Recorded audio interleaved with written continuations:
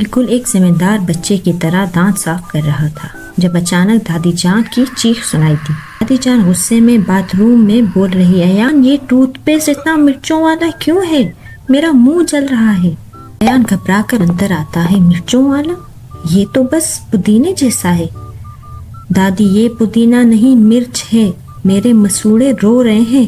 اصل میں پچھلی رات مانو بلی کچن کاؤنٹر پر چڑھی ہوئی اور چیزیں گرا رہی ہے۔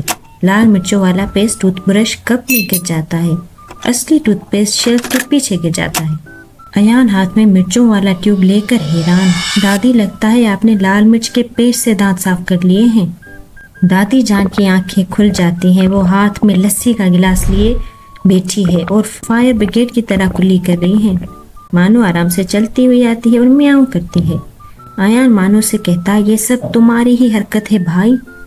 مانو معصومی سے دادی اب ہاتھ دل پر رکھ کر ڈرامائی انداز میں بولتی ہیں، بیٹا اب سے میں ہلدی سے ہی دانت صاف کروں گی، یہ زیادہ محفوظ ہے۔